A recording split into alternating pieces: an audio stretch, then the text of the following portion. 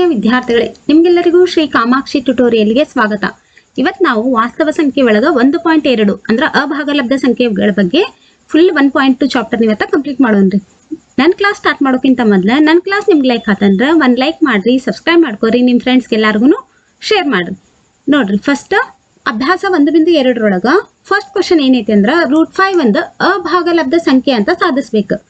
ಇದನ್ನ ಯಾವ ರೀತಿ ನಾವು ಸಾಧನೆ ಮಾಡ್ಬೇಕಂದ್ರ ಮೊದ್ಲು ನಾವು ಇದು ಅಭಾಗಲಬ್ಧ ಸಂಖ್ಯೆ ಅಂತ ಸಾಧಿಸ್ರಿ ಅಂತ ಕೊಟ್ಟಾರಲ್ಲ, ನಾವು ಅದನ್ನ ಭಾಗಲಬ್ಧ ಸಂಖ್ಯೆ √5 ಅದಕ್ಕೆ ವಿರುದ್ಧವಾಗಿ ತಗೋಬೇಕು. √5 ಒಂದು ಭಾಗಲಬ್ಧ ಸಂಖ್ಯೆ ಆಗಿರ್ಲಿ ಅಂತ ತಗೋಬೇಕು. ಮೊದ್ಲು ಫಸ್ಟ್ ಸ್ಟೆಪ್ ಏನ √5 ಒಂದು ಭಾಗಲಬ್ಧ ಸಂಖ್ಯೆ ಆಗಿರ್ಲಿ ಅಂತ ತಗೋಬೇಕು. ನೆಕ್ಸ್ಟ್ ಭಾಗಲಬ್ಧ ಸಂಖ್ಯೆ ಅಂದ್ರೆ ಯಾವ ರೂಪದಾಗಿರ್ತೈತಿ? p/q ರೂಪದಾಗಿರ್ತೈತಿ. ಭಾಗಲಬ್ಧ ಸಂಖ್ಯೆ ಅಂದ್ರೆ ಏನು? 1/2, 2/3 ಇವೆಲ್ಲ ಏನು ಭಾಗಲಬ್ಧ ಸಂಖ್ಯೆಗಳು. ಅಂದ್ರೆ ಹಂಗಂದ್ರೆ ಈಗ √5 ನಾವು ಭಾಗಲಬ್ಧ ಸಂಖ್ಯೆ ಅಂತ ಊಹೆ ಮಾಡ್ಕೊಂಡೇವೆ ಅಂದ್ಮೇಲೆ √5 ಏನಿರ್ತೈತಿ? p/q.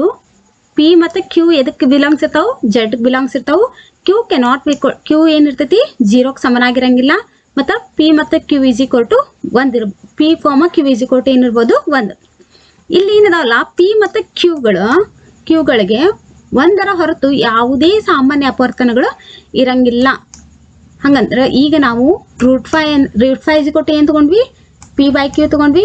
ಹಂಗಂದ್ರೆ ಇದನ್ನ ಯಾವ ರೀತಿ ಬರಿಬೋದಂದ್ರೆ ಇದು ಭಾಗಾಕಾರ ಐತಲ್ಲ, ಈ ಕಡೆ ಬಂದ್ರೆ ಏನಕೈತಿ? ಗುಣಾಕಾರ ಆಕೈತಿ, ಹೌದಿಲ್ಲ? ಹಂಗಂದ್ರೆ p √5 × q ಬರಿಬೋದಾ? ಇದು ಇಲ್ಲಿ ಬಂದು ಗುಣಾಕಾರ ಆಗ್ಬಿಡ್ತೈತಿ, ಇದ್ರ ಜೊತೆಗೆ ಗುಣಾಕಾರ ಆಗ್ತೈತ್ರಿ. ತಿಳಿತಲ್ಲ ಇದು? ನೆಕ್ಸ್ಟ್ ಈಗ ನಾವು ಎರಡೂ ಬದಿಗೆ ಏನ್ ಮಾಡ್ಕೋಬೇಕಂದ್ರ ವರ್ಗ ಮಾಡ್ಕೋಬೇಕ್ರಿ. ಎರಡೂ ಬದಿಗೆ ನೋಡ್ರಿ, ಒಂದ್ ನಿಮಿಷ. ಎರಡೂ ಬದಿಗೆ ವರ್ಗ ಮಾಡ್ಕೊಂಡ್ವಿ ಅಂದ್ರೆ ನಾವು ಅಂದ್ರೆ ಎರಡು ಕಡೆ ಸ್ಕ್ವೇರ್ ಮಾಡ್ಕೋಬೇಕು. ಇದಕ್ಕೆ ಏನೈತಲ್ಲ, ಇದು ಏನೈತಲ್ಲ, ಇದಕ್ಕೆ ಎರಡು ಕಡೆನೂ ವರ್ಗ ಮಾಡ್ರಿ. ವರ್ಗ ಮಾಡಿದ್ರೆ ಏನಕ್ಕೈತಿ? √5 × q² = p² ಆಕೈತಿ. ಈ ರೂಟು ಈ 2 ಏನಕ್ಕೋ ಎರಡು ಕ್ಯಾನ್ಸಲ್ ಆಗ್ಬಿಡ್ತಾವ. ಇಲ್ಲಿ ಉಳಿದಿದ್ದೇನಿಲ್ಲ 5. ಒಂದ್ ನಿಮಿಷ ರೀ. ಇಲ್ಲಿ ನೋಡ್ರಿ, ಈ ರೂಟ್ ಈ 2 ಎರಡು ಕ್ಯಾನ್ಸಲ್ ಆಕಾವ್, ಹೌದಾ? ಇಲ್ಲಿ ಉಳಿದಿದ್ದೇನು ಬರೀ 5. 5ಕ್ಕೆ 5 ಬರ್ರಿ. q × ಸ್ಕ್ವೇರ್ ಅಂದ್ರೆ q² = p². ಈ ಸ್ಟೆಪ್ ಇರ್ತಲ್ಲ. ನೆಕ್ಸ್ಟ್ ಏನ್ ಮಾಡ್ರಿ? 5 p² ಅನ್ನು ಭಾಗಿಸ್ತೈತಿ ಅಂದ್ರ 5 p² ಅನ್ನು ಭಾಗಿಸ್ತೈತಿ ಅಂದ್ರ 5 p ನು ಭಾಗಿಸ್ತೈತಿ, ಹೌದಿಲ್ರಿ? ಇದು ಯಾವ ಪ್ರಮೇಯದ ಪ್ರಕಾರ ಏನಕೈತಿ? 5 p² ಅನ್ನು ಭಾಗಿಸ್ತೈತಿ ಅಂದ್ರ 5 p ನು ಏನ್ ಮಾಡ್ತೈತೆ? ಭಾಗಿಸ್ತೈತಿ. ಆದ್ದರಿಂದ p = 3m ಆಗಿರಲಿ. ಈಗ ಏನ್ ಮಾಡೋಣ ಅಂದ್ರೆ ನಾವು ನೋಡ್ರಿ, ಈಗ ಈ ಒಂದ್ರ ನೋಡ್ರಿ, ಇದು ಒಂದು, ಹೌದಾ? ಈಗ ಈ ಒಂದ್ರೊಳಗ 5q² p ಇದ್ದಲ್ಲಿ ನಾವು ಏನ್ ಹಾಕೋಣ? 5m², ಹೌದಾ? ನೋಡ್ರಿ, 5m². q² ಏನ್ ಬಂತು ನಮ್ಗೆ? 5m². ಹಂಗಂದ್ರ 5 ಏನಾಗಿರ್ತದೆ? q² ಅನ್ನು ಭಾಗಿಸ್ತೈತಿ, ಹೌದಾ? ಹಂಗಂದ್ರ 5q ಅನ್ನು ಭಾಗಿಸ್ತೈತಿ. ಆದ್ದರಿಂದ 5 ಏನಾಗಿತ್ತದು? p ಮತ್ತು q ಗಳ ಸಾಮಾನ್ಯ ಅಪವರ್ತನ ಆಗೈತೆ ಅಂದ್ರ ಇದು ನಮ್ಮ ಊಹೆಗೆ ಹೇಗೇನಾಯ್ತದು? ವಿರುದ್ಧವಾತು. ಆದ್ದರಿಂದ √5 ಒಂದು ಅಭಾಗಲಬ್ಧ ಸಂಖ್ಯೆ ಆಯ್ತು. ನಾವು ಏನ್ ತಗೊಂಡೇವ್ರಿ? √5 ಒಂದು ಭಾಗಲಬ್ಧ ಸಂಖ್ಯೆ ಅಂತ ತಗೊಂಡು ಸಾಧನೆ ಮಾಡ್ಕೊಂಡ್ ಬಂದ್ವಿ. ಕೊನೆಗೆ ಏನಾಯ್ತದು? √5 ಒಂದು ಅಭಾಗಲಬ್ಧ ಸಂಖ್ಯೆ ಅಂತ ನಾವು ಸಾಧಿಸಿದ್ವಿ. ಇದು ತಿಳಿತಲ್ಲಾರ ಎಲ್ಲರಿಗೂ? Next question. 3 + 2√5 ಒಂದು ಅಭಾಗಲಬ್ಧ ಸಂಖ್ಯೆ ಅಂತ ಸಾಧಿಸ್ಬೇಕು, ಹೌದಾ? ಇದನ್ನು ಸೇಮ್ ನಾವು ಮೊದ್ಲೇನ್ ತಗೋಬೇಕು? ಇದನ್ನ ಭಾಗಲಬ್ಧ ಸಂಖ್ಯೆ ಆಗಿರ್ಲಿ ಅಂತ ತಗೋಬೇಕು. ಇದು ಭಾಗಲಬ್ಧ ಸಂಖ್ಯೆ ಐತಂದ್ರೆ ಇದು ಯಾವ ರೂಪದಾಗ ಇರ್ತೈತಿ? p/q ರೂಪದಾಗ ಇರ್ತೈತಿ. p ಮತ್ತು q z ಬಿಲಾಂಗ್ಸ್ ಇರ್ತಾವ. q ಕೆನಾಟ್ ಬಿ = 0 ಇರ್ತೈತಿ. p, q = 1. ನೆಕ್ಸ್ಟ್ ಸ್ಟೆಪ್ ಒಳಗೆ ಏನ್ ಮಾಡ್ರಿ? 2√5 ಅಷ್ಟ ಬರ್ಕೊಂಡ p/q ಆಸ್ ಇಟ್ ಈಸ್ ಇಟ್ಕೋರಿ. ಈ +3 ಈ ಕಡೆ ಬಂದ್ರೆ ಏನಕೈತಿ? ಇದು -3. ನೆಕ್ಸ್ಟ್ √5 ಹಂಗ ಇಟ್ಕೋರಿ. ಈ ಎರಡು ಏನೈತಿಲ್ಲ ಗುಣಾಕಾರ ಐತಲ್ಲ, ಈ ಕಡೆ ತೊಗೊಂಡ್ಬಿಡ್ರಿ, ಅದು ಭಾಗಾಕಾರ ಆಕೈತಿ. ನೋಡ್ರಿ, ಭಾಗಾಕಾರ ಆಕೈತಿ. ನೋಡ್ರಿ, ಇದನ್ನ ಯಾವ ರೀತಿ ಮಾಡ್ಬೇಕಂತ ಇನ್ನೊಮ್ಮೆ ಹೇಳ್ತೀನಿ ನೋಡ್ರಿ. ಇಲ್ಲಿ 2√5 ಐತಿ, ಹೌದಾ? 2√5 ಇದ್ರದ್ದು ಲಸ ತೆಗಿರಿ. ಇಲ್ಲಿ ನೋಡ್ರಿ, ಇಲ್ಲಿ ಏನಕೈತಿ? ಇಲ್ಲಿ q ಏನ್ ಬರ್ತೈತಿ? ಇದು ಲಸ ಬರ್ತೈತಲ್ಲ, ಪೂರಾ q ಈ ಕಡೆ ಬರ್ಕೋರಿ, ಹೌದಾ? ನೆಕ್ಸ್ಟ್ p ಐತಲ್ಲ, p ಆಸ್ ಇಟ್ ಈಸ್. ಯಾಕಂದ್ರೆ p ಕೆಳಗ q ಐತಂದ್ರ p ಹಂಗೈತೆ ಹಂಗ ಬರೀಬೇಕು. ಮೈನಸ್ ಇಲ್ಲಿ ಏನೂ ಇಲ್ಲ ಅಂದ್ರೂ ಕೆಳಗೆ ಏನ್ ಇರ್ತೈತಿ? 1 ಇರ್ತೈತಿ. 1 × q ಅಂದ್ರ 1 ಎಷ್ಟಲೇ q ಅಂದ್ರ 1 q q. ಅದನ್ನ ಈ q ನ ಈ 3ಕ್ಕೆ ಗುಣಿಸ್ಬೇಕು. ಹಂಗಂದ್ರೆ ಇಲ್ಲಿ ಏನಕ್ಕೈತದ? p - 3q. ಇದು ತಿಳಿತಲ್ಲ ಸ್ಟೆಪ್. ಇಲ್ಲಿ ಏನಾಕೈತಿ ಪಿ ಮೈನಸ್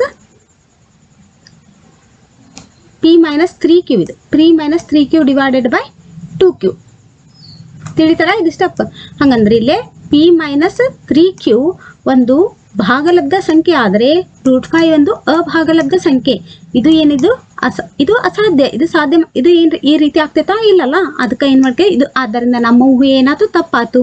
3 + 2√5 ಒಂದು ಅಭಾಗಲಬ್ಧ ಸಂಖ್ಯೆ. ತಿಳಿತಲ್ರಿ? ನಿಮ್ಗೆ ಏನೋ ಡೌಟ್ ಇದ್ರು ಕಮೆಂಟ್ಸ್ ಬಾಕ್ಸ್ನಾಗ ಕಮೆಂಟ್ಸ್ ಹಾಕ್ರಿ, ನಿಮ್ಗೆ ಆನ್ಸರ್ ಮಾಡ್ತೀನಿ. ಇನ್ನೊಮ್ಮೆ ಹೇಳ್ಕೊಡ್ರಿ ಅಂದ್ರೂ ಇನ್ನೊಮ್ಮೆ ಹೇಳ್ಕೊಡ್ತೀನಿ. ನೆಕ್ಸ್ಟ್ ನೋಡ್ರಿ, ನೆಕ್ಸ್ಟ್ ಕ್ವಶನ್, ಥರ್ಡ್ ಕ್ವಶನ್ ಏನೈತಿ? ಈ ಕೆಳಗಿನ ಸಂಖ್ಯೆಗಳು ಅಭಾಗಲಬ್ಧ ಸಂಖ್ಯೆಗಳಂತ ಸಾಧಿಸ್ಬೇಕು. ಫಸ್ಟ್ ಏನ್ರಿ 1/√2, ಸೆಕೆಂಡ್ ಕ್ವಶನ್ 7√5, ಥರ್ಡ್ ಕ್ವಶನ್ 6 + √2. ಈಗ ಹಂಗಂದ್ರೆ ಫಸ್ಟ್ ಕ್ವಶನ್ ಸಾಧನೆ ಮಾಡೋಣ. 1/√2 ಒಂದು ಅಭಾಗಲಬ್ಧ ಸಂಖ್ಯೆ ಅಂತ ಸಾಧಿಸ್ಬೇಕಾ? ಎಲ್ಲ ಕ್ವಶನ್ಗೂ ಸಿಮಿಲರ್ ಬರ್ತಾವೆ.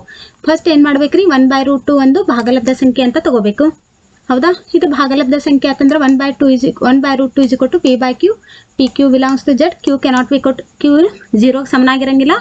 p, q = 1. ನೆಕ್ಸ್ಟ್ ಸ್ಟೆಪ್ ಒಳಗೆ ಏನ್ ಮಾಡ್ಕೋರಿ? √2 ಡಿವೈಡೆಡ್ ಬೈ 2 = ಏನೈತಿ? p/q. ಹಂಗಂದ್ರೆ √2 = 2p ಡಿವೈಡೆಡ್ ಬೈ q. ಹಂಗಂದ್ರೆ ಇಲ್ಲಿ 2p/q = ಒಂದು ಭಾಗಲಬ್ಧ ಸಂಖ್ಯೆ. ಹಂಗಂದ್ರೆ √2 ಏನಿತ್ತು ನಾವು ಅಭಾಗಲಬ್ಧ. ನೋಡ್ರಿ ಇಲ್ಲಿ 2p/q = ಇದು ಭಾಗಲಬ್ಧ ಸಂಖ್ಯೆ. ಆದ್ರೆ √2 ಅನ್ನೋದು ಒಂದೇನಿದು ಒಂದು ಅಭಾಗಲಬ್ಧ ಸಂಖ್ಯೆ ಇದು. ಆದ್ದರಿಂದ ಏನಿದೆ ನಮ್ಮ ಊಹೆ ತಪ್ಪಾಯ್ತು. 1/√2 ಒಂದು ಅಭಾಗಲಬ್ಧ ಸಂಖ್ಯೆ. ತಿಳಿತಲ್ಲ ರೀ ಇದು? Next step, next question 7√5. ಮೊದ್ಲೇನೋ ಒಂದು ಊಹೆ ಮಾಡ್ಕೋಬೇಕು. ಸಾಧನೆ ಮಾಡ್ಬೇಕಂದ್ರೆ ಊಹೆ ಏನು, ಪ್ರತಿಯೊಂದು ಕ್ವಶನ್ಗೂ ಅಷ್ಟ 7√5 ಒಂದು ಭಾಗಲಬ್ಧ ಸಂಖ್ಯೆ ಅಂತ ತಗೋಬೇಕು. ಇದು ಭಾಗಲಬ್ಧ ಸಂಖ್ಯೆ ಅಂದ್ಕೊಳ್ಳೇನೆ ಇದು ಯಾವ ರೂಪದಾಗ ಇರ್ತೈತ್ರಿ? ಇದು ಭಾಗಲಬ್ಧ ಸಂಖ್ಯೆ ಅಂದ್ರೆ ಯಾವ ರೂಪದಾಗ ಇರ್ತೈತಿ? p/q. q q belongs to z. q 0 ಸಮನಾಗಿರಂಗಿಲ್ಲ. p q = 1. ಹಂಗಂದ್ರೆ ಈಗ ನಂಗೆ ಬರೀ √5 ಅಷ್ಟೇ ಬೇಕು. √5 ಅಷ್ಟೇ ಬೇಕಂದ್ರೆ p/q ಹಂಗೆ ಇಟ್ಕೊಂಡು ಇದು 7 ಇಲ್ಲೇ ಗುಣಾಕಾರ ಐತಿ, ಈ ಕಡೆ ಬಂದ್ರೆ ಭಾಗಾಕಾರ ಆಯ್ತು. p/q = ನೋಡ್ರಿ p divided by 7q. √5 = p divided by 7q. ಈ p ಡಿವೈಡೆಡ್ ಬೈ 7q ಐತಲ್ಲ, ಇದು ಭಾಗಲಬ್ಧ ಸಂಖ್ಯೆ ಆಯ್ತು. ಆದ್ರೆ √5 ಅಂತಕ್ಕಂಥದ್ದೊಂದು ಭಾಗಲಬ್ಧ ಸಂಖ್ಯೆ. ಇದು ಅಸಾಧ್ಯ. ಯಾಕಂದ್ರೆ ಆದ್ದರಿಂದ ಏನೈತಿದು ನಮ್ಮ ಊಹೆ ಏನಾಯ್ತು ತಪ್ಪಾಯ್ತು. ಆದ್ದರಿಂದ 7√5 ಒಂದು ಭಾಗಲಬ್ಧ ಸಂಖ್ಯೆ. ತಿಳಿತಲ್ರಿ ಇದು? ನೆಕ್ಸ್ಟ್ ಕ್ವಶನ್ 6 + √2 ಒಂದು ಅಭಾಗಲಬ್ಧ ಸಂಖ್ಯೆ ಅಂತ ಸಾಧಿಸ್ಬೇಕು. ಪ್ರತಿಯೊಂದಕ್ಕೂ ಸೇಮ್ ಕಾನ್ಸೆಪ್ಟ್ ಬರ್ತೈತಿ. ಒಂದು ನೀವು ಲೆಕ್ಕನು ಕರೆಕ್ಟಾಗಿ ನೋಡ್ಕೊಂಡ್ರಂದ್ರ ಇದೆಲ್ಲ ನೀವು ಈಸಿಯಾಗಿ ಸಾಲ್ವ್ ಮಾಡ್ಬೋದು. ಒಂದನ್ನ ಕರೆಕ್ಟಾಗಿ ತಿಳ್ಕೊಂಡ್ಬಿಡ್ರಿ. ನೋಡ್ರಿ ಫಸ್ಟ್ ಏನ್ ಮಾಡ್ಕೋಬೇಕಪ್ಪ? 6 + √2 ಒಂದು ಭಾಗಲಬ್ಧ ಸಂಖ್ಯೆ ಅಂತ ತಗೋಬೇಕು. ನಮ್ಗೆ ಅವರು ಅಂದಿದ್ದು ಅಭಾಗಲಬ್ಧ ಸಂಖ್ಯೆ ಅಂತ ಸಾಧಿಸ್ರಿ ಅಂತ ಹೇಳ್ಯಾರ. ಆದ್ರೂ ನಾವೇನ್ ಮಾಡ್ಬೇಕ್ರಿ? 6 + √2 ಒಂದು ಭಾಗಲಬ್ಧ ಸಂಖ್ಯೆ ಅಂತ ತಗೋಬೇಕು. ಅದಕ್ಕೆ ವಿರುದ್ಧ ತಗೋಬೇಕು. ತಿಳಿತಲ್ಲ ಇದು? ನೆಕ್ಸ್ಟ್ ಈಗ ಯಾವಾಗ ನಾವು ಭಾಗಲಬ್ಧ ಸಂಖ್ಯೆ ತಗೊಂಡೇವಿ ಅಂದ್ಮೇಲೆ ಅದು ಯಾವ ರೂಪದಾಗ ಇರ್ತೈತ್ರಿ? p/q. ನೆಕ್ಸ್ಟ್ ಸ್ಟೆಪ್ನಾಗ ಏನೇ ಇಲ್ಲ, ಬರೀ 6 + √2 = p/q ಅಂತ ಬರಿಬೇಕು. ಇದನ್ನ ಇಂಪಾರ್ಟೆಂಟ್ ಬರಿಬೇಕ್ರಿ. ಯಾಕಂದ್ರೆ p q belongs to z. q cannot be equal q 0 ಸಮನಾಗಿರಂಗಿಲ್ಲ. ಮತ್ತು p q = 1. ನೆಕ್ಸ್ಟ್ ಸ್ಟೆಪ್ ಒಳಗೆ ನಮ್ಗೆ ಬರೀ ಇವೇನು ಇವು ರೂಟ್ ಕೊಡ್ತಾರಲ್ಲ ಅದಷ್ಟೇ ಈಸಿ ಕೊಟ್ಟಬೇಕಿರ್ತೈತಿ.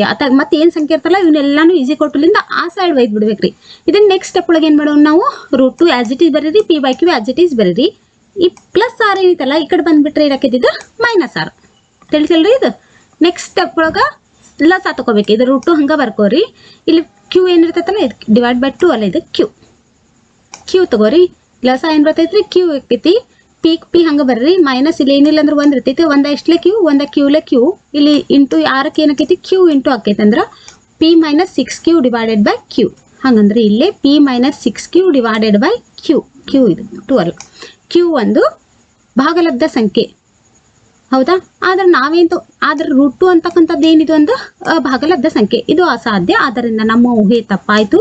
6 + √2 ಇಲ್ಲಿ ನೆಕ್ಸ್ಟ್ ಸ್ಟೆಪ್ ಬರೀರಿ. 6 + √2 ಒಂದು ಅಭಾಗಲಬ್ಧ ಸಂಖ್ಯೆ ಅಂತ ಬರೀರಿ. ತಿಳಿತಲ್ಲ ಇದು? ನೆಕ್ಸ್ಟ್ ನೋಡ್ರಿ, ಇಲ್ಲಿ ತನ ನಾವೇನು ವಾಸ್ತವ ಸಂಖ್ಯೆಗಳ ಒಳಗೆ ಏನೇನು ಕಲ್ತ್ವಪ್ಪ ಅಂದ್ರ ನೋಡ್ರಿ, ಅಂಕಗಣಿತದ ಫಸ್ಟ್ ಅಂಕಗಣಿತದ ಮೂಲ ಪ್ರಮೇಯ ತಿಳ್ಕೊಂಡಿರಿ ಎಲ್ಲಾರು. ಪ್ರತಿಯೊಂದು ಸಂಯುಕ್ತ ಸಂಖ್ಯೆಯನ್ನು ಅವಿಭಾಜ್ಯಗಳ ಗುಣಲಬ್ಧವಾಗಿ ವ್ಯಕ್ತಪಡಿಸಬಹುದು ಅಪವರ್ತಿಸಬಹುದು ಮತ್ತು ಈ ಅಪವರ್ತಿಸುವಿಕೆಯು ಅವಿಭಾಜ್ಯ ಅಪವರ್ತನಗಳ ಘಟಿಸುವ ಕ್ರಮವನ್ನು ಹೊರತುಪಡಿಸಿ ಅನನ್ಯವಾಗಿರ್ತೈತಿ. ಹೌದ್ರಿ, ಇದನ್ನ ನೋಡ್ರಿ ಫಸ್ಟ್ ಕ್ಲಾಸ್ ಒಳಗೆ ಹೇಳ್ಕೊಟ್ಟೇನ್ರಿ ಇದನ್ನ. ಹೌದಾ, ಇದ್ರ ಬಗ್ಗೆ ಡೀಟೇಲ್ ಆಗಿ ಎಲ್ಲ ಕ್ಲಾಸ್ ಹೇಳ್ಕೊಟ್ಟೇನ್ರಿ. ನನ್ನ ಕ್ಲಾಸ್ ನಿಮ್ಗೆ ಲೈಕ್ ಆತಂದ್ರ ಒಂದು ಲೈಕ್ ಮಾಡ್ರಿ, ಸಬ್ಸ್ಕ್ರೈಬ್ ಮಾಡ್ಕೋರಿ, ನಿಮ್ಮ ಫ್ರೆಂಡ್ಸ್ಗೆ ಎಲ್ಲಾರ್ಗು ಶೇರ್ ಮಾಡ್ರಿ. ಒಂದು ಏನೇ ಕಾನ್ಸೆಪ್ಟ್ ತಿಳಿದಿಲ್ಲ ಅಂದ್ರೂ ನೀವು ಕಮೆಂಟ್ಸ್ ಮಾಡ್ರಿ, ನಾನು ನಿಮ್ಗೆ ಮತ್ತೆ ಹೇಳ್ಕೊಡ್ತೀನಿ ರೀ. ಎಲ್ಲರೂ ಈ ಸಲ 10th ಒಳಗೆ ಮ್ಯಾಥ್ಸ್ ಪೇಪರ್ ಯಾರೂ ಫೇಲ್ಯೂರ್ ಆಗಿ ಬರಬೇಡ್ರಿ, ಎಲ್ಲರೂ ಪಾಸ್ ಆಗಿ ಬರ್ರಿ. ನಿಮ್ಗೆ ಏನೇ ಡೌಟ್ ಇದ್ರೂ ಕೇಳ್ರಿ, ನಮ್ಮ ಎಕ್ಸಾಮ್ ಬರೋ ತನಕ ನಾನು ನಿಮ್ಮ ಜೊತೆನೇ ಇರ್ತೀನಿ. ನಿಮ್ಗೆ ಏನು ಡೌಟ್ಸ್ ಇದ್ರೂ ಕ್ಲಿಯರ್ ಮಾಡ್ಕೊಡ್ತೀನಿ ರೀ. ನೆಕ್ಸ್ಟ್ ಏನು ಕಲ್ತೀವ್ರಿ ನಾವು ಈಗ ಅಧ್ಯಾಯದೊಳಗೆ ವಾಸ್ತವ ಸಂಖ್ಯೆ ಒಳಗೆ ಒಂದು ಅವಿಭಾಜ್ಯ ಸಂಖ್ಯೆ ಪಿ ಯು a² ಅನ್ನ ಭಾಗಿಸಿದರೆ, ನೋಡ್ರಿ ಲಕ್ಷ ಕೊಟ್ಕೊಡ್ರಿ ಕೇಳ್ರಿ, ಒಂದು ಅವಿಭಾಜ್ಯ ಸಂಖ್ಯೆ ಪಿ ಯು a² ಅನ್ನ ಭಾಗಿಸಿದರೆ ಆಗ ಪಿ ನೋಡ್ರಿ ಪಿ ಏನ್ ಮಾಡ್ತೈತಿ, ಎ ಯನ್ನು ಭಾಗಿಸುತ್ತದೆ. ಇಲ್ಲಿ ಎ ಒಂದು ಧನ ಪೂರ್ಣಾಂಕವಾಗಿದೆ, ತಿಳಿತಲ್ಲ. ನೆಕ್ಸ್ಟ್ ಇವತ್ತೇ ಹೇಳ್ಕೊಟ್ಟಿದ್ದು √2 ಮತ್ತು √3 ಇವೇನು ಅಭಾಗಲಬ್ಧಗಳ ಸಂಖ್ಯೆ ಅಂತ ಸಾಧಿಸೋದನ್ನ ಕಲ್ತೇವೆ. ಹೌದ್ರಿ, ಇದಷ್ಟೇ ಅಲ್ಲದೆ ಪಿ ಕ್ಯೂ ಆರ್ಗಳು ಧನ ಪೂರ್ಣಾಂಕಗಳಾದಾಗ ಮಸ ಪಿ ಕ್ಯೂ ಆರ್ ದ ಮಸ ಇಂಟು ಪಿ ಕ್ಯೂ ಆರ್ ದ ಲಸ ಇದೇ ಎರಡೂ ಏನಿರಂಗಿಲ್ರಿ, ಪಿ ಕ್ಯೂ ಆರ್ಗಳ ಗುಣಲಬ್ಧಕ್ಕೆ ಸಮನಾಗಿರಂಗಿಲ್ಲ. ಮೋಸ್ಟ್ ಇಂಪಾರ್ಟೆಂಟ್ ರೀ.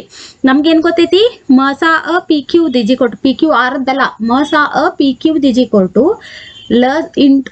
ಮಸ ಪಿ ಕ್ಯೂ ಇಂಟು ಲಸ ಕ್ಯೂ ಪಿ ಕ್ಯೂ ಇಜಿಕೊಟ್ಟು ಪಿ ಇಂಟು ಕ್ಯೂ ಅಂತ ಗೊತ್ತೈತಿ. ಆದ್ರೆ 3 ಸಂಖ್ಯೆದು ಕೊಟ್ಟಾಗ 3 ಲಕ್ಷ ಕೊಟ್ಟು ಕೇಳ್ರಿ, 3 ಸಂಖ್ಯೆದ್ದು ಮಸ ಅದೇ 3 ಸಂಖ್ಯೆದ್ ಲಸ ಆ 3 ಸಂಖ್ಯೆಗಳ ಗುಣಲಬ್ಧಕ್ಕೆ ಸಮನಾಗಿರಂಗಿಲ್ಲ. ಹೌದ್ರಿ, ನೋಡ್ರಿ ಇದನ್ನ ಉದಾಹರಣೆ 8ದಾಗ ಹೇಳ್ಕೊಟ್ಟೈತಿ.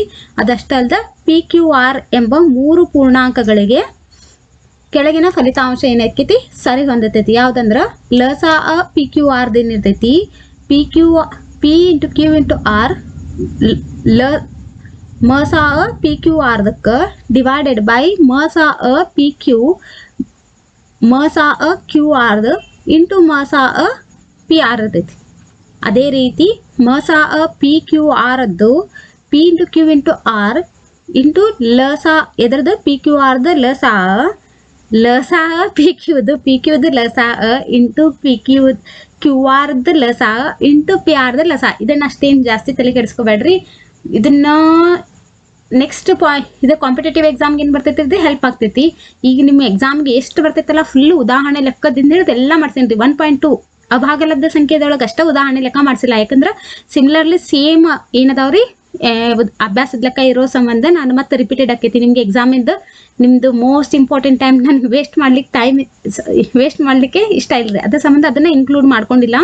ಒಂದು ಉದಾಹರಣೆ ಲೆಕ್ಕದಿಂದ ಹಿಡಿದು ಪ್ರತಿಯೊಂದು ಲೆಕ್ಕನೂ ನಾನು ಮಾಡ್ಸೀನಿ. ನನ್ನ ಕ್ಲಾಸ್ ನಿಮ್ಗೆ ಲೈಕ್ ಆತಂದ್ರೆ ಒಂದು ಲೈಕ್ ಮಾಡ್ರಿ, ಸಬ್ಸ್ಕ್ರೈಬ್ ಮಾಡ್ಕೊರಿ, ನಿಮ್ಮ ಫ್ರೆಂಡ್ಸ್ಗೆ ಎಲ್ಲಾರ್ಗು ಶೇರ್ ಮಾಡ್ರಿ. Thank you.